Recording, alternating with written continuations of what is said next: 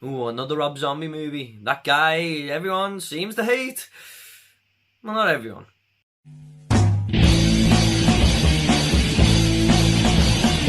What is up everyone, Movie Wayne back again with another review, and it's going to be for the 2009 film Halloween 2, and this is directed by Rob Zombie and stars Scout Taylor Compton, Malcolm McDowell, Brad Douriff and Tyle.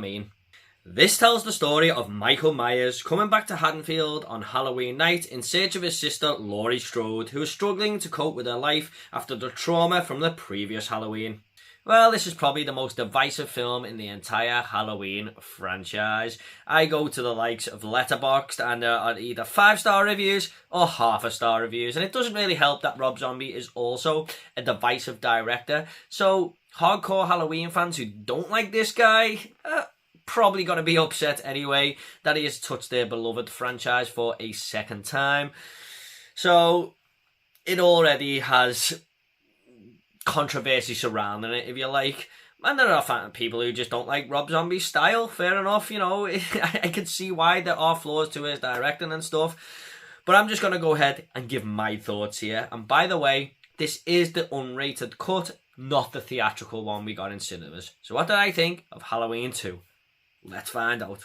First off, this is a film that very much does its own thing. I was really disappointed in Rob Zombie when he rebooted the original, because he done the first half of that film really well, and I loved the new direction it was going, explaining what Michael Myers was like as a kid and stuff. Some people did not like that at all, I get it, but after watching 8 Michael Myers films, it was a welcome change up for me.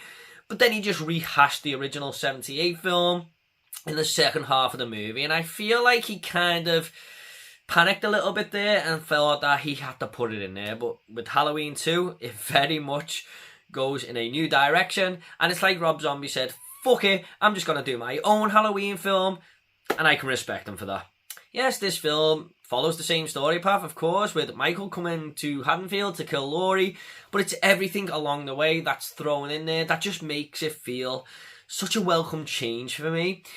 Now, we have Michael walking around, more of this hooded figure. He only really puts the mask on when he's about to, do what he does best and commit murders and stuff. We have Laurie, who is a much more out there character. She's very loud and in your face, and it's not really actually the Laurie Strode we're usually accustomed to. It's like a totally different person, or a personality, if you like. We also have a visual style by Rob Zombie that is just thrown in there, and he's put his own unique look on it, which is a much more dirtier, gritty and grindhouse feel. And it feels just much more darker. And we also have a lot of dream sequences thrown in here. Yes, them dreaded dream sequences. However, with Laurie having these dreams, it actually plays into the story really well, because it shows how much this atrocity from the year before is actually getting to her. And I'm not a big fan of dream sequences. 90% of the time, they just don't work for me unless they're in A Nightmare on Elm Street or something. But I gotta talk about the first 25 minutes of this film here, because this is one of them rare occasions where it just got absolutely spot on and everything about it worked. Firstly, I don't care what anyone says, this is one of the greatest sequences I have ever seen directed in a Halloween film. Michael escaping the ambulance at the start of the movie and brutally murdering these 2 vile bastards who probably kind of deserved it. It's just the start of what is about to ensue, but the brutality is set right in tone for the viewer at the start, and it just sets you up for what you're about to see going on throughout the movie. I'll talk more about the brutality in a minute, but it's when Michael enters the hospital that things just escalate another level. Laurie being chased all around this place, screaming her ass off, absolutely terrified. Kind of reminded me of Sally from the Texas Chainsaw Massacre at the end there, where it's just uncontrollable screaming. It felt so real. And Michael just leaving trails of blood in his wake. He's just wiping every motherfucker out who gets in his way, on the hunt for Laurie Strode. And she's holed up in this little gate attendant's cabin here at one point, and Michael is on the lookout for her. It's thunder and lightning, the rain is torrential, Michael is pouring wet, he looks fucking awesome, and he just proceeds to bash down this cabin with his overpowering strength. And I was just watching it going, wow, this is pure horror. The way Rob Zombie filmed this was nothing short of exceptional. The whole bleakness of it, the horrifying aspects thrown in, the atmosphere, the lighting, just everything about the whole situation felt really, really terrifying. And it does carry on through the film, his directional quality, but everywhere he points the camera in this sequence is just on another level there. He does really well for the rest of the movie, but man, I just couldn't get over how good that first 25 minutes was. He gets some stick, Rob Zombie, man, but if he can direct like this, it just shows how much talent he has. And I feel like he has a lot more to offer in the movie industry, despite what others think. To also have it at 25 minutes long, this one big dream sequence, I mean, that took balls, man. I gotta give him credit. But why I don't mind this as a dream sequence is part of it is real anyway. It shows how Michael Myers escaped this ambulance and how he's been let loose. So it does explain why Michael Myers is back. So it's half a dream sequence, I suppose. But also, it just shows Laurie waking up and what she is actually going through. This isn't just a nightmare. This is an absolute torturous event for her. And she seems to be having this recurring nightmare every single night. So it's a good starting point for where we are with Laurie Strode at this point in her life. Nightmares are chewing at my head again. They just seem to be getting worse. And this is very much more Laurie Strode's film than Michael Myers. And that's why I think the two Rob Zombie films go together really well. The first film is very much Michael Myers' movie. It's a whole tale of his life from being a kid to this murderous guy he is now that we all know. But this is very much more focused on the character of Laurie. Probably more than any other Halloween film, to be honest. And whether you like her or not in this movie, it shows the mental side of her. How she's coping with everyday life, how terrified she is all the time, and with the upcoming holiday looming, how it's kind of prodding her a little bit faster now as Halloween approaches. And as much as I didn't care for Scout Taylor Compton too much in the first movie, I kind of said that in my review, she absolutely stepped it up a gear in this film. It was almost like a drama at times that she had to portray her character with. The mental health side of things, she captured it so well. And she's not nice for other people to be around, but I couldn't take my eyes off her. And she's going to see her shrink and stuff, to try and help her get over this. She's trying everything to help her get over the traumatic events of the first movie. But in one moment, she goes to see the shrink and she just gets fed up and says, "You're not fucking helping me at all." She absolutely explodes on this shrink. And I was just watching it going, wow, that is some seriously good acting. She has really good acting ability. She definitely proved me wrong a lot in this film. There are moments where I feel like she's a little bit off, where she goes off the rails towards the end of the film. She's like, "Let's get ready to party." And I was like, I don't know about that. But for a lot of this movie, I thought she was absolutely brilliant. The brutality of this film as well is just like the first. Rob Zombie just fucking goes for it. And I think that it works really well in this franchise. I said it in my last review. Too many of the Halloween movies try to do off-screen kills and stuff. But here, the bloodshed is just all over the screen for the viewer. And Michael himself is terrifying in this movie. He's an absolute monster of a man. Once again, Tyle gives one of my favourite character portrayals of Michael Myers here. He just knocks it out the park again. And if I see him, even as this hooded figure walking down the street, you bet your ass I'm crossing the damn road. But like I said, what really steps up Michael in this movie is the brutality. I mean, some of the kills here are just off the scale. People's heads are cut off. There's a stripper who gets her head smashed against the mirror so many times that her face caves in. And I was just thinking, oh my god. And there's also Octavia Spencer's character, who's this nurse. She is stabbed so many fucking times in this movie. And then, even though she has been dead for a couple of minutes, he just leaves the knife in her head. And I'm like, oh my god, Michael, what the hell is wrong with you?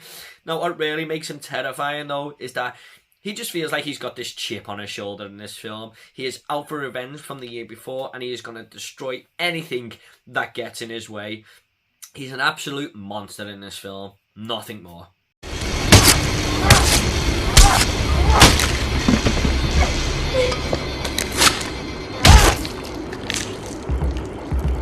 Now, there is a couple of things I wasn't too sure about him on. There is one point where he eats a dog.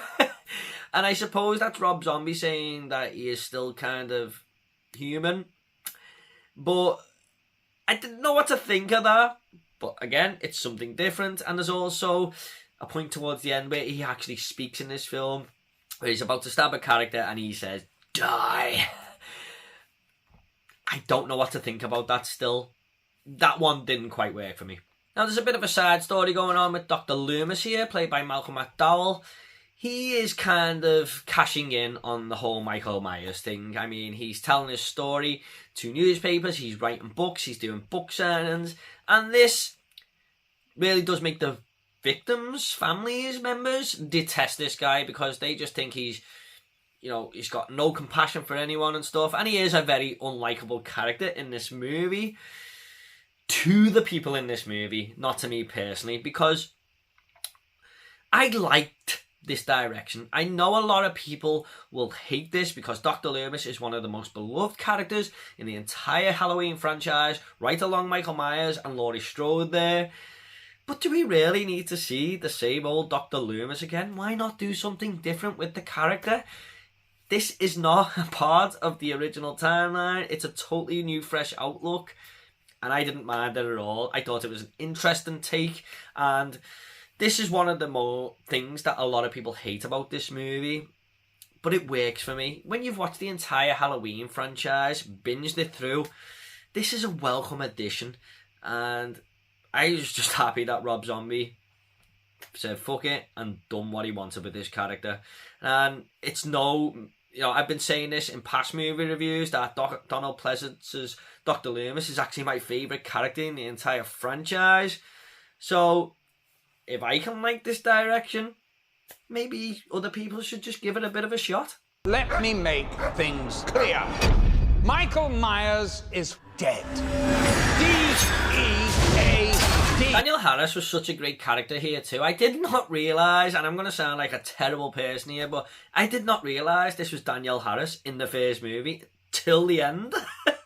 And she is given a much more bigger role here. She is a great friend to Laurie Strode, and she is the example of how hard it must be around Laurie Strode, but she continues to support her friend. She puts a roof over her head. I just thought she was a great character, but it was a nice touch for Rob Zombie to put her back into these Halloween films. I gotta say, this ending had balls as well, man. Now, do remember, this is the unrated cut, not the theatrical, but Michael killing Loomis, and then Michael being killed, and then Laurie being killed, and then the three of them just fucking lying there, these trio of important characters to this franchise just dead there. I was shocked, but again, Rob Zombie just said, fuck it, this is my movie, and I can see why a lot of people would hate this. I can. But again, kind of work for me. Now, it's not actually confirmed that Laurie is dead because the last shot of the movie is her having a vision of her from her mother. I'm going to talk about these visions in just a second. Don't worry about that. But I think it's up to the viewer to interpretate this. Is she dead, or is she actually in a mental hospital having these visions? To me, it was like she was dead, and this is the kind of afterlife she's at. I could be totally wrong there. But again, it's just balls from the director. However, there are a few things that Rob Zombie did not get right in this film. It is far from perfect, and one of them is the dream sequences and these visions that I've just spoke about. Laurie has them, Michael has them. More Michael Myers who has them, really. And this is Sherry Moon Zombie from the first film, who is in every single Rob Zombie film, of course. And she is kind of telling Michael to get on with the killing and stuff, you know, do what you do best. And from what I remember in the first film, she was actually a nice woman, the nicest person to Michael in that family. She seemed the more normal person. And for her to go out and tell Michael to carry on killing is just weird, and it didn't make sense, because if you remember in the original, she was actually drove to suicide because of how bad Michael was. So that just didn't fit with me at all. And that white horse, man, fuck that white horse. And also she does appear to Laurie too. Now I do think that Rob Zombie was trying to make Sherry Moon Zombie the pivot point because she is the mother of both of them, and trying to give this more of a family connection. The tagline on the front of the poster is "Family is forever," and I get what he was trying to do, but I did not feel that at the end of the film. It didn't quite hit for me. It wasn't executed very well, and I just wish he would have left these scenes out altogether. Now, Rob Zombie has been criticised for putting his wife in all of his movies, and I do think that's unfair at times because she was great in the remake of Halloween from Rob Zombie in 2007, the one before this, and I thought she was really good as Baby Firefly in House of a Thousand Corpses and The Devil's Rejects. I have not seen Three from Hell yet, but she was a good character. I do think she's got some acting talent, but Rob Zombie wrote this movie, and obviously he's wrote all these visions and dream sequences and stuff. And on this one occasion, I do feel like he wrote it to shoehorn her in. It did not need to be in the movie. And from one big dream sequence at the start of the film, which was fucking awesome, to all these bad ones, it lost its balance there. So thankfully they don't last too long, but they're the worst part of the movie for me. The dialogue as well is just way too much. I mean, I mentioned this in my original Halloween review from Rob Zombie, but it's something he really does need to work on, because I swear a lot in life, and I don't mind swearing in movies, but there's no way people talk like this. It's just every other sentence has got an F-bomb in there, and it kind of disrupts the flow of the conversations that our characters are having. A certain moment to me felt weird as well was that we're in Laurie Strode's room and she has this big poster of Charles Manson on her wall. Now she's suffering from trauma and trying to get over this past event from the past Halloween where this killer tried to murder her. So having posters of crazy fucked up wackos in your room isn't going to help matters at all. That just felt a little bit off. All in all, guys, I really dug this film. It just felt like proper horror to me. I love the new fresh approach, the new different directions, the brutality, and I'm very much in the love camp, more than the hate camp. I'm just going to go ahead and rate this movie now. I'm going to give Halloween 2 an 8 out of 10. Now, I know Halloween Ends was the last movie in this franchise, but I'm just going to say an unpopular opinion now. Can we have Rob Zombie's Halloween 3, please? Don't get mad at me. Okay, at the end of these reviews, I always like to leave a little fun fact. Now, a fun fact for Halloween 2 is that in this movie, Malcolm McDowell actually quotes one of his most famous character portrayals he's ever put on screen in Alex DeLarge from A Clockwork Orange, because in this film he actually says, "Let's get things nice and sparkling clear," just like he did in that film. Okay guys, hope you all enjoyed this review. Please consider subscribing to this channel and giving this video a like. And if you want more Halloween reviews, they will be in the description down below. I've reviewed every single Halloween film before this one. And let me know your thoughts on Halloween 2. I'm sure there's plenty of you in the comments who will disagree with me, but let's just keep it nice. You know, no abuse needed. Even though some of you probably think I deserve it. And take it all easy, guys. And I'll see you all in the next video.